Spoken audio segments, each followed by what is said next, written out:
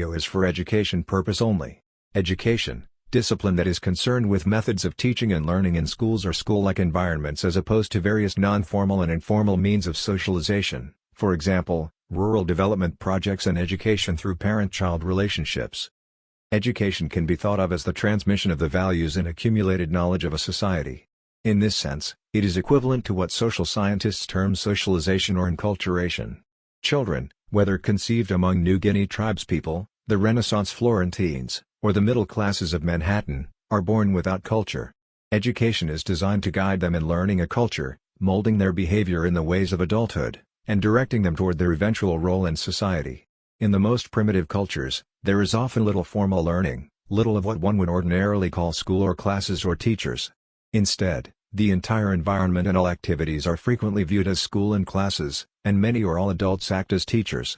As societies grow more complex, however, the quantity of knowledge to be passed on from one generation to the next becomes more than any one person can know, and, hence, there must evolve more selective and efficient means of cultural transmission. The outcome is formal education, the school and the specialist called the teacher. Importance of education in our society. Education is an important aspect that plays a huge role in the modern, industrialized world. People need a good education to be able to survive in this competitive world. Modern society is based on people who have high living standards and knowledge which allows them to implement better solutions to their problems. Features of education. Education empowers everyone. Some of the areas where education helps are: 1. Removing poverty. Education helps in removing poverty, as if a person is educated, he can get a good job and fulfill all the basic needs and requirement of his family. 2. Safety and security against crime. If a person is well educated, he will not be fooled by anyone easily. An educated person is less prone to involve in domestic violence and other social evils. They enjoy healthy relationships in life. This means people are less susceptible to being cheated or becoming a victim of violence. 3. Prevention of wars and terrorism. To lead a safe and secure life, one needs to understand the value of education in our daily life. One needs to take an active part in various educational activities. These types of productive activities provide knowledge to live a better life. Education is the most powerful weapon which you can use to change the world. Education has many critical issues, although if you watch the nightly news or 24/7 news channels, you will most likely see very little when it comes to education. Our political climate has taken over the news, and it seems as though education once again takes a backseat to important political events as well as salacious stories about reality television stars. It sometimes makes me wonder how much education is valued. Every year around this time, I highlight some critical issues facing education. It's not that I am trying to rush the holiday season by posting it well before the first of the new year. It's actually that I believe we should have a critical look at the issues we face in education, and create some dialogue and action around these issues, and talk about them sooner than later. Health and wellness. Research shows that many of our students are stressed out, anxiety-filled, and at their breaking point. Teachers and leaders are experiencing those same issues. Whether it's due to social media, being overscheduled, or the impact of high-stakes testing and pressure to perform, this needs to be the year where mindfulness becomes even more important than it was in 2019.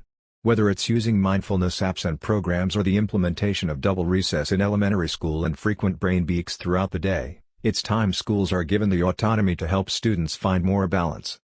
Literacy. We have too many students not reading with proficiency, and therefore, at risk of missing out on the opportunity to reach their full potential. For decades there have been debates about whole language and phonics while our students still lag behind. It's time to put a deep focus on teaching literacy with a balanced approach. School leadership. Many school leaders enter into the position with high hopes of having a deep impact but are not always prepared for what they find. School leadership has the potential to be awesome. And when I mention school leadership, I am also referring to department chairs, PLC leads, or grade-level leaders. Unfortunately, not all leaders feel prepared for the position. Leadership is about understanding how to get people to work together, having a deep understanding of learning, and building the capacity of everyone around them. Our perception of students. For the last year I have been involved in some interesting dialogue in schools. One of the areas of concern is the perception educators, i.e. leaders, teachers, etc., have of their students. Sometimes we lower our expectations of students because of the background they come from, And other times we hold unreachable expectations because we believe our students are too coddled. And even worse. Cultures of equity. I learned a long time ago that the history I learned about in my K-12 education was a whitewashed version of it all. There is more than one side to those stories, and we need all of them for a deeper understanding of the world. Read this powerful guest blog by Michael Fullen and John Malloy for a deeper look into cultures of equity. Conclusion. This paper concludes that education develops people in all domains of life such as social, moral, spiritual, political and economic. It is a dynamic force which enables every nation to achieve its overall national goals.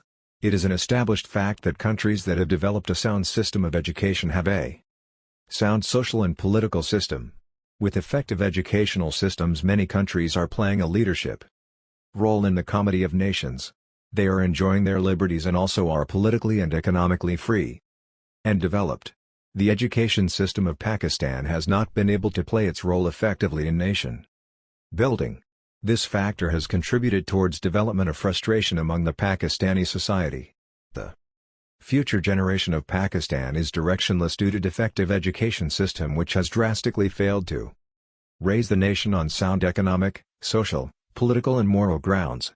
The directionless system of education is producing forces of degree holders who are deficient in high-order life skills such as reflection, critical thinking, analysis, research and creativity. The education system instead has focused on feeding the individuals with outdated information and knowledge which is less relevant to the current fast-changing world. Students coming out of the Pakistani education system are theoretically sound but have no skills to apply whatever they learn from their institutions due to the traditional methods of teaching and learning. Finally, this study concludes that there is an urgent need to reform the system of education of Pakistan, and for this purpose this study presents the following recommendations. Recommendations. There should be sufficient budgetary allocation for education in the national GDP. This will provide the system with resources to take fresh breath of life.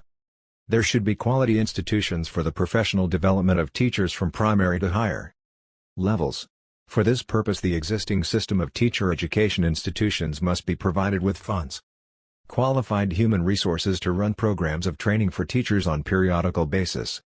The system of accountability must be strengthened and all the professionals associated with the system of education should be educated to own their responsibilities on an individual and collective basis. This helps in creating a sense of ownership of the system and its functions. The curriculum should be evaluated on annual basis. In this regard a vast survey could be conducted to seek opinions of teachers, parents, and community regarding their expectations and observations. In this light of this and the expert recommendations of the education's researchers, the curriculum goals should be redefined and such curriculum should be prepared which caters to the psyche and needs of the society and the country without any discrimination of caste, color and creed. There should be as little political interference as possible. This will allow the system to function smoothly and without any discrimination. Frequent political intervention creates gaps in the system which has led to corruption and other evils. Policies should be implemented without any delay of time and resources. There should be a strong political will on the part of the government to implement policies without any delay. Poor policy implementation has led to the creation of gaps and trust deficit on the part of the public and government agencies. The examination system should be made free from the mafia of unfair means, corruption, and illegal. The culture of research should be promoted within educational institutions. For this purpose the pace of research-oriented programs in teaching and learning should be accelerated in educational institutions around the country, especially at higher levels. Government should increase the volume of funding to Higher Education Commission for this purpose. So this all about is my final project of professional practices. The education issues. Hope you like it. Thanks for watching.